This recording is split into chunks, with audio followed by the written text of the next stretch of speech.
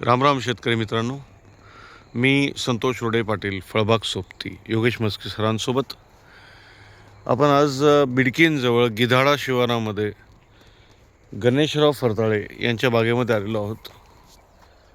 हा बाग आंब्या बहाराच्या नियोजनासाठी आपल्याकडं पहिल्या वेळेस होता.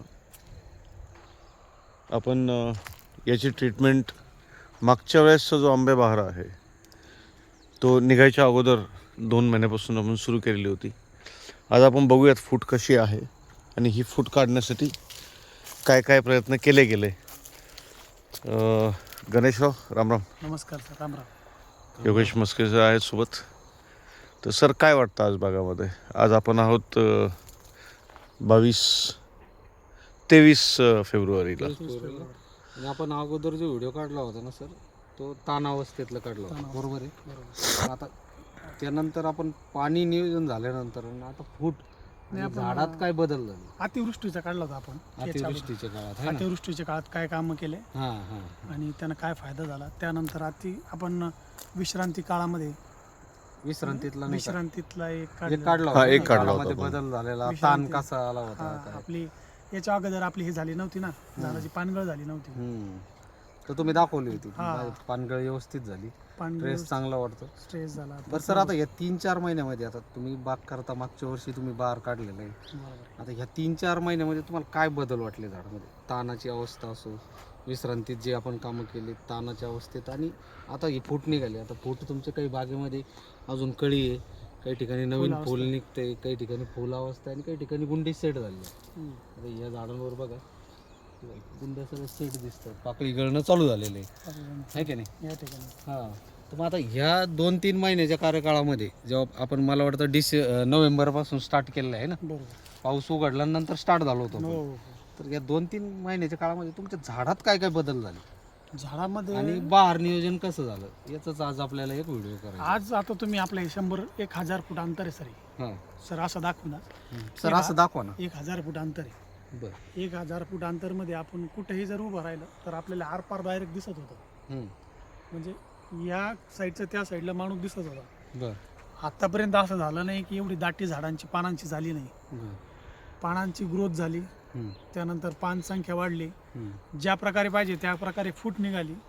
अशी फूट आत्तापर्यंत तरी झाडात नव्हती निघाली. मी अगोदर बी करत होतो, यावर्षी जास्त लक्ष दिलं, त्यात तुमची साथ बी लाभली. त्या गोष्टी सगळ्या एकत्र आल्या आणि आज रिझल्ट एवढा भारी आहे की कोणी नवीन माणूस आला, इवन सरही जर आले तर सरांनाही आल्या भारी वाटतं की आपण चांगलं काम करतोय आणि चांगलं दिसते, रिझल्ट चांगला आहे. मलाही बघून आनंद होतो. 2-4 दिवसातून जरी मी एकदा चक्कर टाकली तर प्रत्येक वेळेस मला नवीन नवीन दिसतंय. नवीन पान, नवीन फूल, नवीन फळ हे दिसणं चालू आहे. त्यामुळं एक आनंदाचं वातावरण सध्या तरी. सर, आम्ही आलो होतो त्यावेळी आपले 20-25% झाड आम्हाला पिवळसरपणा होतं झाडावर. बरोबर बरोबर आहे. बरोबर. त्याच्यामध्ये काय ग्रोथ वाढली, म्हणजे त्यावेळेस तुमचं काडीवर पण परिणाम जास्त होता, काही झाडं उठायच्या दिशेने होते. बरोबर. ते आता तुम्ही, आता आपण जे प्लॉट व्हिजिट केले याच्यामध्ये दाखवलं की हे झाडं त्यावेळी खराब होते ना, आता ते रिकवर होऊ लागले. जे म्हणजे इथून मागे काय व्हायचं, आपण ताण ही संकल्पनाच नव्हती झाडाला. कारण हे 4 वर्ष, आता हे 5 वर्षाचं झाड आहे. तुम्हाला व्हिडिओमध्ये असं वाटत असेल की जास्त, पण हे 6वं वर्ष चालू आहे. 5 वर्ष पूर्ण झालेले झाडाला. मागच्या वर्षी त्याचा फर्स्ट टाइम बाग आपण धरला होता. ताण देणं किंवा ताणावर घेणं ही संकल्पना माहिती नव्हती. इवन मी शेतकरीने नोकरी करतो म्हणून या गोष्टी आपल्याला डीपमध्ये माहिती नव्हत्या. पण कोणतीही गोष्ट करायची म्हटल्यानंतर त्याचा खोल अभ्यास केल्यावर सगळ्या गोष्टी समजून जातात. आपण मागच्या वर्षी ताण देण्याच्या अगोदरच झाडांनी पानं सोडून दिले होते.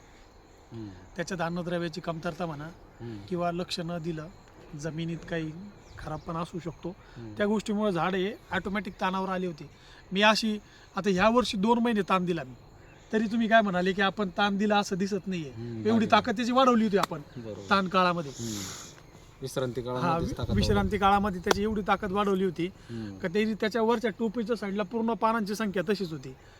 अर्धे पानं गळून गेले होते. आता हे तरी नवीन आलेले आहे. पूर्ण पानगळ नव्हती झाली मागच्या वर्षी, यावर्षी पानगळ झाली, फुल सेटिंग झाली. त्याच्यानंतर आता 100% म्हणण्यापेक्षा 100%तले 80% सध्या फळ सेटिंग आहेत झाडावरती. काही गळ वगैरे काही गळ सध्या तरी नाहीये. सोबत सर, अजून तुम्ही प्रयोगशील आहात, बरोबर तुम्ही पोलीस डिपार्टमेंटमध्ये कार्यरत आहात, बरोबर सर. तर तुम्ही प्रयोगामध्ये आता तुम्ही एक ॲडव्हान्स प्रयोग केलेला आहे. अजून हां, तुम्ही एक स्लरी बॅग आणली, स्लरी युनिट बसवलं मी. बरोबर आहे. हम्म. आणि त्यातले मला वाटतं 1 का 2 आपले स्लरी सोडण्यात पण आलेली बागेमध्ये. दोन बॅच झाल्या माझ्या. हो हो. माझी पूर्ण 1000 झाड संख्या आहे, तर 1000 झाडाला माझा 300 लिटरचा बॅरेल आहे. बरं. 5 ठिकाणी माझी कॉक आहे, बरं. तर मला 300 लिटर मी एका कॉकला सोडतो. म्हणजे असे 1,500 लिटर माझे 3000 लिटर स्लरी आत्तापर्यंत झाडाला गेलेली आहे 15 दिवसाची 15 दिवसात. त्याला कारण बी काय होतं की तुम्ही जी स्लरी बनवायची सांगत होता 200 लिटरच्या ड्रममध्ये, हम्म. त्याच्यामध्ये तांदळाचं पीठ, हां, हां, गोमूत्र, हां. गाईचं शेण, हम्म, हम्म. गुळाचं प्रमाण हे एकत्र करून टाक प्रत्येक वेळेस वगैरे. तयार हम्म. करावं लागायचं. हम्म, पण मग त्याच्या संकल्पनेतूनच ती स्लरी बॅग युनिट बसवलं मी. हम्म. त्याच्यातून मग स्लरी सोडतो, त्याचे चांगले परिणाम दिसतील आता एका वर्षात अजून. हा, आपल्याला पुढच्या वर्षात ते दिसतील परिणाम. 6 महिन्यामध्ये अजून दिसतील. अजून सर- काही शेतकऱ्यांना सर आपले तुम्हाला message 1000 झाडं आहेत, हा बरोबर. जवळजवळ 9,500 हजार झाडं झाडं. आहेत. फळबाग सोबती तुमच्या बागेमध्ये मागच्या 4-4.5 महिन्यापासून आहे बरोबर आणि मागच्या 4-4.5 महिन्यापासून आपण सोबतच काम करतोय. बरोबर आहे, बरोबर आहे. म्हणजे आम्ही काही गोष्टी सांगतो, आपली चर्चा होती आणि झाडाची जी गरज आहे त्या हिशोबाने आपण करतो. जसं तुम्ही म्हटलं की आपण दिवाळीच्या आसपास ज्यावेळेस आपण ते झाडं बघितले होते, खराब झालं, खराब झाडं पिवळसर 250-300च्या आसपास ते झाडं होते, आपल्याला एकदम वरून आपण शेततळ्यावर जाऊन बघितले होते, तुम्ही दाखवले होते आम्हाला. टोपी लेवल पिवळे होते. तर आता ह्या 3.5-4 महिन्याच्या ट्रीटमेंटमध्ये अजूनही फळबाग सोबतीमध्ये काय कमी आहे त्या झाडांमध्ये की आपण दोघं मिळूनही अजून त्यांना 100% ह्या झाडासारखे नाही करू शकलो, तर याच्यावर आपलं पुढचं काय म्हणजे तुम्हाला आणि अजून फळबाग सोबतीने अजून याच्यामध्ये काय ग्रोथ करायला पाहिजे हे कारण पण असं नाही की फळबाग सोबतीने तुमचे हा, सगळे झाडं सगळं असे चांगलं करून केलं, दिलेले असं आहेत. पण नका सांगू. नाही मी किंवा जे असं- कराय ते हा, आता कसं आहे, मी शेती करतो पण मला शेती करण्याची बाग करण्याची पद्धत माहिती नव्हती. प्रत्येक गोष्ट मी सरांना फोन करतो, तुम्हाला फोन करतो, मी आता पाणी देऊ का, तुम्ही या चक्कर मारून जा. तुम्ही आल्यानंतर माझं कामाची दिशा ठरते. आत्तापर्यंत मी माझ्या मनाने काम करत होतो, हम्म. पण म्हणजे प्रयत्नांती परमेश्वर म्हणतात. 250 झाडापैकी जवळपास 200 झाडं, 200पेक्षा जास्त समथिंग 30 एक झाडं असतील का ते त्या प्रकारात मोडतात. ते पूर्ण पिवळे नाही, पण त्याची पान संख्या छोटी, पानाची अजून साईज पानांची छोटी. ग्रोथ हा. झालेली नाही. तिथं फूट पण कमी. हा, फूट कमी आहे, फूट आहे. आपल्याला काही सगळं चांगलं झालं असं नाही दाखवायचं, जे शेतकऱ्यापर्यंत चांगलं सांगितलं जाईल आणि खरा मेसेज हा, द्यायचा खरा आपल्याला. मेसेज द्यायचा. हम्म. आपले 30 एक झाडं, ते 250 झाडातून 30 एक झाडं अशी आहेत की त्यांना फक्त पान संख्या कमी आहे, हम्म. पानाची साईज कमी आहे, त्याच्यावर फळ फांद्या वाढल्या, त्यावरती पिवळापणा नाही राहिला, पण मग पानाची साईज वाढलेली आहे. हम्म. आणि त्याला कारण बी आहे की आपलं ज्यावेळेस अतिवृष्टी झाली होती, हम्म. का त्याला मी तुम्हालाही दोष देत नाही. अतिवृष्टी झाल्यानंतर पाण्याचा निचरा खालच्या साईडला होता, आणि त्या खालच्या साईडचे 30 एक झाडं असे की ते जास्त पाण्यामुळे त्यांची पानाची संख्या कमी राहिली. पाणी जास्त हा, काळ राहिलं ते पाणी जास्त काळ राहिल्यामुळे ती पानांची संख्या नसता, जर पाणी कमी झालं असतं तर ती झाड आपली 100% मध्ये आपण आलो असतो. कारण मला आजही आठवतं सर, आपली ज्यावेळेस पाणी फोडलं आपण, त्यानंतर 15-20 दिवसानंतर ज्यावेळेस फूट दिसायला लागली होती, तर मी तुम्हाला विशेष करून विचारलं होतं, सर तुम्ही एकदा त्या लवणातल्या झाडांना बघितलं का? हा, ते 6 लाईन हां, माझ्या ते बाकी झाडांच्या कम्पॅरेटिव्ह थोडंसं मला वाटलं होतं की यार हे थोडं डाऊन आहे, म्हणून मी तुम्हाला स्पेशल करून म्हटलं सर तिकडे लक्ष द्या. आणि मग आपण आता ही गोष्ट तुम्ही मला फोनवर त्यावेळेस विचारली होती, हां तर ती मला केव्हा कळाली, ज्यावेळेस ते झाडात पानांची संख्या कमी राहिली. म्हणजे तुमचा अभ्यास किती आहे की त्या तुम्हाला अगोदर कळाल्या होत्या, त्या मला नंतर प्रॅक्टिकलमधून कळाले की हे 5-6 लाईन अशी गोष्ट झालेली आहे याच्यामध्ये. त्यामुळंच माझी जी काम करण्याची पद्धत आहे ही तुम्हाला विचारल्याशिवाय नाही आहे की मी याच्यात हे करू का ते करू का. आता बऱ्याच गोष्टी, आता याच्यावरती मी फवारणी घ्यायची म्हटल्यानंतर मनाने आपण फवारणी करू शकत नाही. मी काम करू शकतो पण माझ्या मनाने करू शकत नाही, कारण मला याला काय द्यायचं ते माहिती नाही. कॉम्बिनेशन हा, खूप महत्त्वाचं असतं. शेतकरी हुशार कधी होईल, ज्यावेळेस शेतकऱ्यांनी खूप बाग काढले, खूप काम केलं त्यामध्ये, त्यावेळेस हुशार होईल. पण आता आपल्याला याच्यात काही माहितीच नाही आहे. कॅल्शियम बोरॉन म्हणा, सर तुम्ही काय सांगितलं याला फवारणी? नाही, आता आपल्याला संजीवकाची फवारणी संजीवकाची फवारणी. आता द्यायची. संजीवक संजीवक नत्र वगैरे सगळे एकत्र आता द्यायचे या काळात याला काय गरज आहे, आपण हा. दुसरं देऊन चालत नाही. आपण कोणती फवारणी घेतली त्याच्यावर उलट रिॲक्शन झालं ते गुंडीगळ होऊन जायचं. हम्म. त्यामुळे आपण असं ठेवलंच सगळे नाही ते की chemical- आपल्या मनाने काही काम करायची याच्यामध्ये. माझी तरी अशी रीत आहे की मी तुम्हाला विचारल्याशिवाय काहीच करत नाही, हे तुम्हाला मी माहिती आहे. मला एक प्रश्न असला की मी तुम्हाला 5 वेळेस फोन करणार, बरोबर. तुम्ही 15 मिनिटांनी म्हटले मी तुम्हाला 20 मिनिटांनी फोन करणार. सर मी आता काय करू सांगा मला. बरोबर, विद्यार्थी असेच पाहिजे. आणि माझा हट्ट असतो की तुम्ही इथं या, तुम्ही म्हणता सर 15 दिवसाला काही हरकत नाही, पण 15 दिवसाला या, चक्कर मारा, कारण तुम्ही चक्कर मारल्यानंतर माझी कामाची दिशा ठरते. बरोबर. असा विषय म्हणजे बऱ्याच गोष्टी ज्या तुमच्याकडून शिकलो, काही करता करत आम्हाला अनुभव येऊन गेला. त्यामुळं सर फेब्रुवारी महिन्यामध्ये शेतकऱ्यांसमोर अजून एक समस्या असते बरोबर. जी तुमच्यामध्ये पण आहे हां आणि जवळजवळ सगळ्याच शेतकऱ्यांमध्ये असते. आम्ही प्रत्येक वेळेस बागेत ज्यावेळेस जातो तर शेतकरी म्हणतो सर गुंड्या गुंड्या दाखवा. दिसत नाही. आता हे सकाळचं आणि संध्याकाळचं गुंड्या बघण्याचं जे लॉजिक आहे की संध्याकाळच्या काळामध्ये 4 वाजेच्या नंतर जर आपण एखाद्या बागेमध्ये गेलो तर पश्चिमेकडून सूर्यप्रकाश असतो, बरोबर आहे. सूर्य मावळाच्या दिशेने असतो, पूर्व दिशेने आपल्याला फूट त्यावेळेस गुंडी कुठून बघावी? पूर्व दिशेने, पूर्व दिशेने बघावा. ज्या अपोजिट म्हणजे सूर्याचा जर प्रकाश या साईडनं विरुद्ध असेल दिशेने. तर झाडाच्या विरुद्ध साईडनं गुंडी बघा. म्हणजे जिथं सावली आहे सावली आहे किंवा जिथं सूर्यप्रकाश नाही आहे त्या दिशेने दिसणार.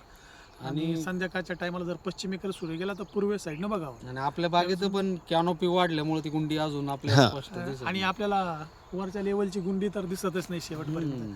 त्यामुळे जोपर्यंत बोरा एवढी गुंडी होत नाही, मोठा आकार होत नाही. आपल्या फवारणीतून नंतर समजूनच येतं. शेतकऱ्याचा हट्ट का असतो की आता आपण एवढं करतोय, आपल्याला गुंडी दाखवा.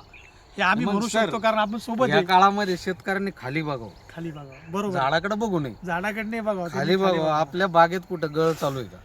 जर कुठं गळ चालू असेल तर आपण त्याच्यावर, तसं तर आपण प्रिव्हेंटिव्ह कामं करतो सगळे, त्या स्टेजला जाऊनच देत नाही बाग. अगोदरच आपल्या सगळ्या गोष्टी असतात जेणेकरून ती जे शेतकऱ्यांचं नुकसान आहे त्याची आम्हीच अगोदर जास्त काळजी घेतो. नाही बरोबर आहे ना. कारण आपल्याला जर एखादं काय म्हणता येईल त्याला कॉन्फिडन्सनं बोलायचं तर आपल्याला आधी माहित पाहिजे की बागेत काय करायचं आपल्याला, कोणत्या वेळेत. एकूण फुल धारण्यापैकी 10% जरी राहिले तरी ते बाग सक्सेस होतं असं म्हणतात. सगळ्याच व्हिडिओ मध्ये ऐकले मी ते. 1% मध्ये भरपूर झालं सर. 1% मध्ये भरपूर झालं. त्या ते मानाने तुमच्या मग फुटीवर डिपेंड असतं, ते फूट किती टक्क्यात आहे त्याच्यानुसार पर्सेंटेज आता हा विषय चालू आहे, ह्या गोष्टीवरच मी यांना आज बोलवलं होतं की मला झाडामध्ये फूट दिसत नाहीये. ज्यावेळेस यांना इथं बोलवलं त्यावेळेस त्यांनी मला इतकी फूट दाखवली की मी खुश होऊन गेलो. काल परवाचीच गोष्ट आहे. इथं वरुडी शिवारामध्ये डॉक्टर दिलवाले आहेत आपले पैठणचे, त्यांचे बंधू आहेत विष्णू दिलवाले. बरं. तर ते आता रेग्युलर लेवलवर तर बागात जातातच. त्यांचा सकाळी सकाळी फोन आला, ते म्हणे सर बागात काही दिसाय ना हो. गुंडी दिसताना पूर्ण पाकळी गळालेली होती. पाकळी गाळली. मग असं झालं की आम्ही बागेत पोहोचलो 4:30 वाजता. आता 4:30 वाजता पोहोचलो, त्यांच्या बागेमध्ये घुसताना पश्चिमेकडून घुसलो. ते म्हणे सर बघा कुठे आहे, दाखवा बरं. मग त्यांना 5 मिनटं बघून दिलं, थोडंसं टेन्शन येऊन दिलं. नंतर मग आम्ही त्यांना म्हटलं सर झाडाच्या पूर्वेकडून बघू, आपण एक एक एक एक झाड बघू आणि नंतर मग व्यवस्थित पश्चिमेकडून बघू म्हटलं. मग त्यांना गुंडी दिसली. माझंही तसंच झालं. आता ही फुलाची पाकळी गळालेली आहे, त्यामध्ये गुंडीचा कलर आणि पानाचा कलर नवीन असल्यामुळे सारखा हे सगळ्यात महत्त्वाचं आहे. दिसून येत नाही. ज्यावेळेस ओझरती नजर किंवा सूर्यप्रकाशाच्या विरोधी बघितल्यानंतर ते दिसून येतं. ते आता समजलं अनुभवातून. जिथं पानसंख्या खूपच कमी आहे आणि फक्त गुंड्या आहेत तिथं आरामात विजिबिलिटी होऊन जाते. आरामात दिसते, कारण की ते पान लहान असल्यामुळे गुंडी गोल लगेच दिसून येते. पण अशा ठिकाणी ती लवकर दिसत नाही. आणि आता आपण पुढच्या व्हिडिओमध्ये जेव्हा चांगली गुंडी होईल त्यावेळेस तेव्हा परत व्हिडिओ घेऊ आपण. कारण तुम्ही फूट कमी आहे म्हणतात, या व्हिडिओला कमेंट येऊ शकतात, हा. फुटच नाही बागेत. त्याच्यामुळे ते आपल्या पुढच्या व्हिडिओ मध्ये दाखवणं नाही, गरजेचं इतकं आहे. बारीक तर कॅमेऱ्याची विजिबिलिटी नाही आहे की प्रत्येक गुंडी दाखवू हे काय, शकतो. जवळ यावं कारण लागतं पानाची संख्या, पानाचा कलर आणि गुंडीचा हे काय, कलर आता हे बघा सर, जवळ आल्यानंतर ते दिसून जातं ते. ठीक आहे. गुंडी ठीक आहे. आता याच्यामध्ये 2-3 प्रकार आहे, काही अजून पाकळीमध्ये पण नाही, त्यांना फुलाचंही दाखवू शकतो आपण. इकडे या, असं काही नाही की आपण नुसतं गुंडीत दाखवू शकतो, फुलाचंही झाड आपण त्यांना दाखवू शकतो. आता हेच झाड बघा सर, आपण पश्चिमेकडून जर बघितलं तर असं गुंड्या शोधावं लागतात, पण जर पूर्वेकडून गेलं तर मग बरोबर आपल्याला गुंड्या दिसणं सावलीमधून सुरू होऊन म्हणजे जातं. पूर्ण सेट झालेल्या गुंड्या दिसतात डायरेक्ट. इकडे फुलाचंही दाखवतात. नाही बघा, अजून इकडे निघूच लागले, फुल निघलेलं आहे. हे बघा कॅनोपी काही दिसत नाही, पलीकडे दिसत नाही. मागच्या वर्षी असं नव्हतं, आरपार दिसत होतं. आता काही शेतकऱ्यांचं हे पण असतं सर 15-20 दिवसापूर्वी आमचा बाग सगळा पांढरा होता, आज काय माहिती कुठं गेलं सगळं. पाकळी गळ होऊन जाते सर. पाकळी गळ झाल्यानंतर ते हिरव्या रंगाचं असल्यामुळे दिसून येत नाही. आणि त्यातलंही आवश्यक जे फळ असतं ते गळणार. आता या झाडामध्ये जेवढी काही कॅनोपी निघली सगळी नवीन कॅनोपी, नवीन आणि कॅनोपी त्याची हे बघा साईज वगैरे बघा, त्याची क्वालिटी बघा, किती भरून गेलं गच्च. आता याच्या आतमध्ये फूट आहे सर सगळी. आतमध्ये फुटे नाही, दिसून येत नाही डोळ्यांनी, पण मग फूट राहते त्याची प्रत्येक ठिकाणी. आता एका ठिकाणी 7-7, 8-8 गुंड्या आहे. तर त्या कॅनोपीमध्ये झाकले जातात सगळे. कॅनोपीमध्ये झाकले जातात आणि ज्याची पानाची गर्द संख्या आहे ना त्यांना पानांची गर्द संख्या असल्यामुळे दिसून येत नाही ते लवकर, त्याला खूप बारीक बघावं लागतं. एका महिन्यामध्ये सगळं चित्र क्लिअर होईल हो असं काही नाही की आता दिसत नाही म्हणतोय आपण, त्याच्यामध्ये आहे एका महिन्यामध्ये याची साईज वाढूनच जाते. बरं सर, अजून एक प्रश्न आता म्हणजे प्रत्येक शेतकऱ्याच्या मनामध्ये हा प्रश्न असतोच की आता समजा गुंड्या तर या महिन्यामध्ये जवळजवळ सगळ्या सेट होऊन जातील फेब्रुवारी किंवा 15 मार्चपर्यंत. त्यानंतर गुंडी गळ ही एक खूप मोठी समस्या असते. तर योगेश सर, गुंडीगळीचे वेगवेगळे प्रकार आपण त्याच्यावर व्हिडिओ पण बनवलेले आहेत आणि ती होणे म्हणून प्रिव्हेंटिव्ह कामं करणं खूप जरुरी असतं. तर शेतकऱ्यांनी कोणत्या कोणत्या गोष्टींवर लक्ष ठेवावे? आता शेतकरी समोर उभे पण आहेत. सगळ्यात सुरुवातीला सर आपल्या बागेत शेतकऱ्यांनी खालीच बघावं, जेणेकरून त्यांना गळ कोणत्या प्रकारची ती लक्षात येईल. बरोबर आहे. त्याचसोबत जे आपलं पाणी व्यवस्थापन आहे, आपण जे सुरुवातीला बहार नियोजनासाठी पाणी व्यवस्थापन केलेलं आहे, याच्यामध्ये कुठेही बदल करू नये. जे तुम्ही आतल्या भागात पाणी देत होता ते जशाला तसं ठेवा वापसा कंडिशनवर मधल्या भागात, जेणेकरून काय होईल, बागेमध्ये मॉइश्चर टिकून राहील, आर्द्रता टिकून राहील. उष्णता बागेमध्ये उष्णता वाढून गेली तर गळ वाढू शकते. त्याचनंतर बागेमध्ये कुठं पांढरी मूळ तुटणार नाही याची दक्षता घ्यावी. मेहनत वगैरे कुठं करायची नाही, जेणेकरून ते गुंडीला काही इजा होईल. बरोबर आहे. त्यानंतर रस शोषक किडीवर कंट्रोल मिळवणं गरजेचं आहे, कारण या अवस्थांमध्ये नवीन पालवीवरती, नवीन शेंड्यावरती रस शोषक किडी येऊन जातात. मावा, थ्रिप्स यांचे अटॅक चालू असतात. याच्यावरती कंट्रोल करायचं. जे काही लेबल क्लेममधले कीटकनाशक असतात, 10,000 ppm नीम वगैरे, यांचं कंट्रोल ठेवायचं. त्याचसोबत जमिनीतून अपटेकिंगवर जास्त लक्ष ठेवायचं. मुळांचं कक्ष व्यवस्थित राहील, कारण आपण अगोदरच्या काळातच बायोमिक्स वगैरे सर आपण या बागेत सोडलेलं आहे. म्हणजे बहार जेव्हा आपण नियोजन करतो सुरुवातीला त्याच वेळेत. त्याचसोबत संजीवकाची कमतरता असू शकते, तर संजीवक जे समजा प्लॅनोफिक्स, GA 6BA वगैरे ते तुम्ही घेऊ शकता. आणि नत्राची एक कमतरता, फक्त त्याचं प्रमाण किती ते महत्त्वाचं आहे. आपण व्हिडिओ काढलेले सर, भरपूर व्हिडिओ आहे आपल्या चॅनलवर. गळीमुळे पण शेतकऱ्यांनी घाबरलं नाही पाहिजे. घाबरलं नाही पाहिजे. शेकडो फुलं असतात, शेकडो कळी असते आणि एवढं झाडाची जेवढी कॅपॅसिटी तेवढं झाड धरू शकते, तेवढंच धरणार, त्यापेक्षा जास्त नाही. तर याच्यामध्ये काय न्यूट्रियन्स इनबॅलन्सिंग झालं नाही पाहिजे, संजीवकाचं इनबॅलन्सिंग झालं नाही पाहिजे, नत्राची कमतरता नसली पाहिजे.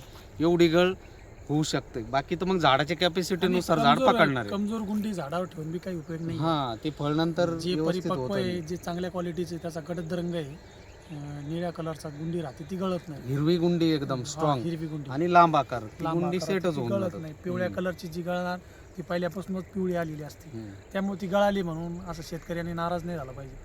कधी गळून गेली. आणि शेकडो फुलं आणि शेकडो फळं असतात, त्यापैकी 1% जरी सरांच्या म्हणण्यानुसार 1% जरी राहिला तरी भरपूर होऊन जातं. मला तर मी सरांना सांगितलं, मला एका झाडाला फक्त 50 ते 30 फळ पाहिजे, हे माझं टार्गेट आहे.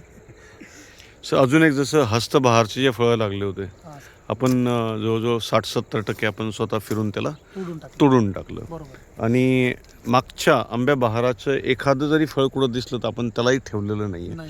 आपण शेतकऱ्यांना नॉर्मली हे सांगतो की जुनं फळ ठेवू नका, ज्याच्यावर रोगराई आहे ते फळ आपल्या बागेमध्ये नसावं. ठीक आहे, कारण त्याच फळांपासून आपल्याला परत रोगराईच्या समोर जावं लागतं. रोगांच्या अनेक अवस्था झालेल्या असतात, त्या मग त्या नवीन येणाऱ्या आपल्या कळीवरती त्या अवस्था घातक असू शकतात. बरोबर. कारण पिले अवस्था असते, प्रौढ अवस्था असते, वेगवेगळ्या अवस्था असतात रोगांना, त्या घातक असू शकतात. म्हणून आपल्याला त्याला सांभाळायचं नाही बागेत, ते क्लिनिंग होणं गरजेचं आहे. आता जे फळ काळं पडतं आपलं कोळी, काय म्हणतात आपलं मंगू, आता सध्या गुंडिंग सेटिंगचा टाइम आहे, तर ह्या काळामध्ये त्या मंगूवर कंट्रोल करायला आपल्याकडे कमी अजून सर तेवढं काही टेम्परेचर वाढलेलं नाही.